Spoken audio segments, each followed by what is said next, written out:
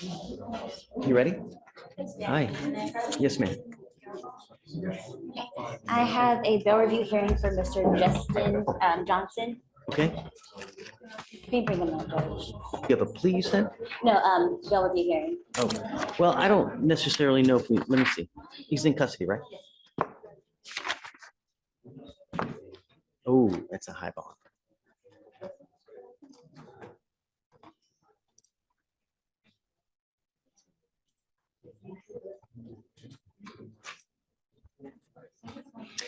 Deputy, do you mind bringing Justin Johnson out?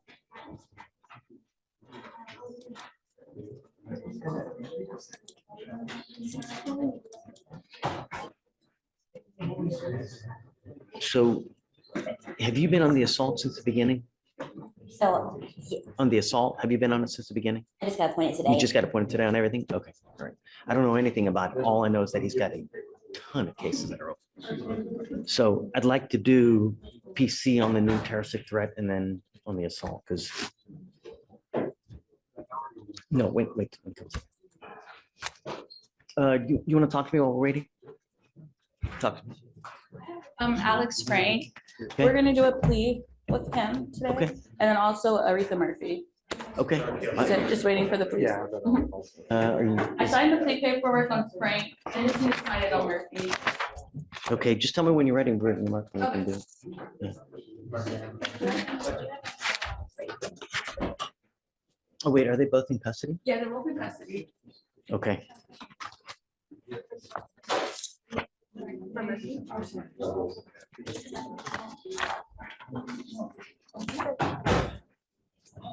Good morning, Mr. Johnson. Shh.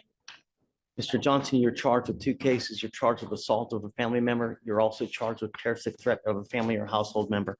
On both of those cases, you're facing up to a year in jail and or a $4,000 fine. We're going to do probable cause. You have the right to remain silent. Anything you say can and will be used against you. You have the right to have an attorney present. If you cannot afford one, one will be appointed to you. I see that your bonds are pretty high. They're both at $50,000 now. I don't know why, but let's find out.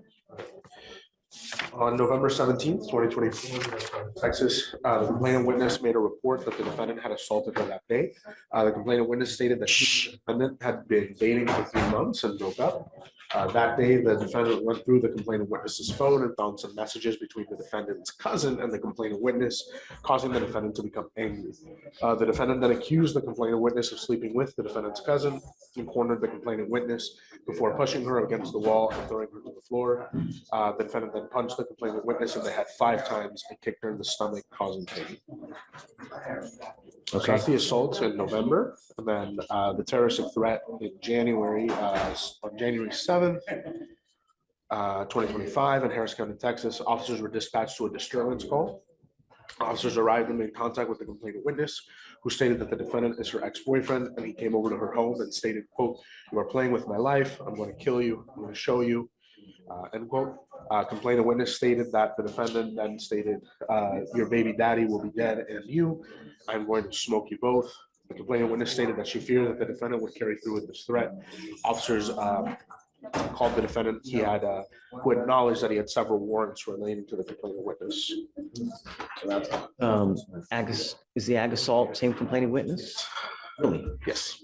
That's a new case? Or 3 separate dates, same complainant witness. Thank you. And on the ag assault, what happened there? ag assault, all right, the complainant witness is the ex-girlfriend of the defendant. She arrived home on July 22nd, 2024, and found the door to her apartment had been kicked in, and the defendant was there waiting for her. The defendant began arguing with the complainant witness about the way she was dressed. The complainant witness told him to leave, and the defendant then stabbed the complainant in the leg with a pocket knife, leaving an approximately 1-inch hole in her leg. He stabbed her? No. Allegedly. Yeah, thank you. Stop. The complainant witness recovered the knife used to stab her, and then pursued the defendant in her vehicle. She also acknowledged attempting to run the defendant over. All right, Mr. Johnson, I'm going to find that there's probable cause to go forward with your cases. I'm issuing a order. Well, let me see if an order for protection has already been issued.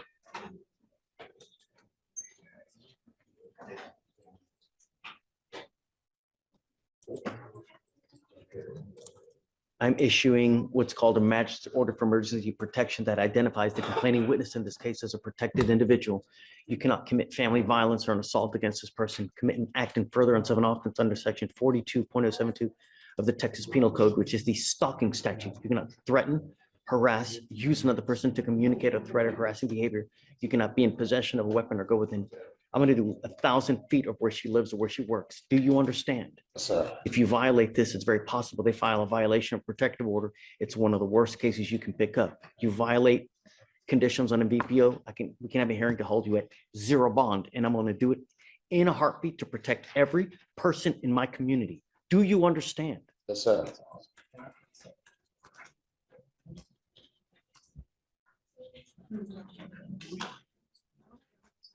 Can you file no contact and no weapons? Yes. I don't know if you're going to get out, but if you do get out, I'm ordering you to remain under house arrest, and I'm going to put a monitor on your ankle so I know where exactly you are at all times. Do you understand? You're not to use alcohol, any kind of illegal substances.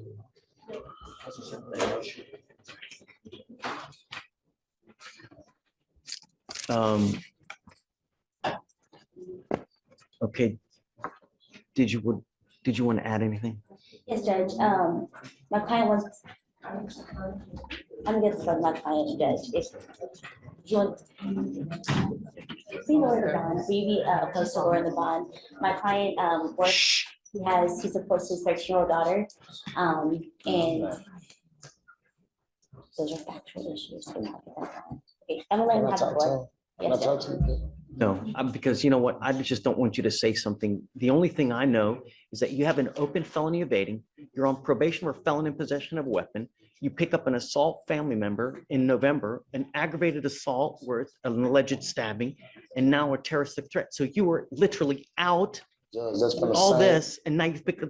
that's from the same girl. She lying. I got screenshots and everything showing she lying. Why the same girl have me coming to your house if I'm stabbing? And Don't even look, make sense. evidence. I mean, I'm a fugitive in your house then. So why you ain't call the police if I'm a fugitive laying in your house? This case been over. I've been in your house and they picked me up from your house the other day. It's the same girl. She be lying. I got screenshots. She threatening, trying to blackmail me and everything. I'm not gonna stab no girl. I'm 31 years old. Never had these cases. Evidence will point to whose side is correct. I got I don't everything. know. That's why I just want her to know because you own me like I'm really doing it. Like I'm not But- gonna do this to no girl. It's over, and it's over, and it's over. That's what I'm You trying got to show you. 5 open cases, man. So I'm talking about the thing. I'm just showing you. This may come and say, I stabbed you, and I've been having to I don't open a care. warrant. I That's- didn't call the police to come pick me up while I'm in your house. Mr. Johnson, All right, I'm not yes, sir. dealing with that here. Okay, I understand. The only thing I'm telling you is that you want me to reduce the bond. I apologize. I'm just saying it's just eating me up for you to really believe I'm a stabber. I'm 31 years old, never had these cases till I deal with this girl. Those are factual issues. Like I I'm told you. telling you right. Just understand that if you do get out, I don't want to. you got these bond conditions. Some she come to my mama's house, she go to jail. I advise my client that's something that he would have to handle outside of this court. Cause and she'll I'll come to my advise him mama's to do house. that. She is crazy. The only thing I would say is that when you're out in your house, when you're out where you are, Yes, sir. and she comes to you, don't even answer the door. Don't even go to the door and call the cops. That's all you got to Hey, do. man, I got screen. I'm gonna get everything Those printed are out for y'all. factual issues that But we can handle. Just, you know, Yes, ma'am. Just for bond. Yes, ma'am.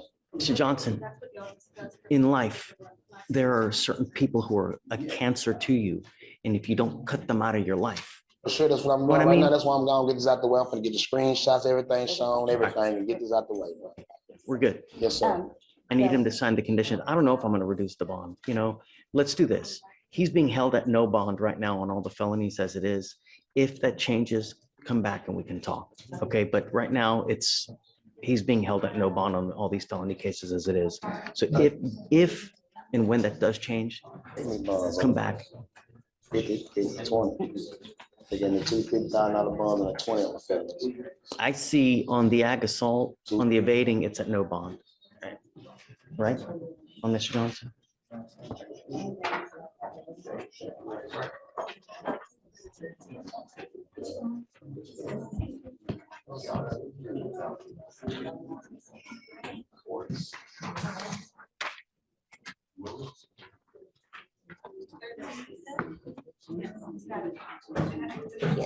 I'm just gonna get my mom, get the phone, get the neighbors, ring cameras, and put the neighbors. So Going on. Listen, those are factual issues that we cannot fight Oh, right yeah, it's now. over with. That's why I'm ready to So we're go, gonna go so I can get all my stuff done for the big court. So I guess let's do this. Let's set it off a week to see what happens in felony court, and then you guys can come back and we go from there. All right? So I'm gonna get. I need him to sign conditions though, so he needs to sign with. And that's for y'all court too, man, but this ain't true. All right. All right, you ready?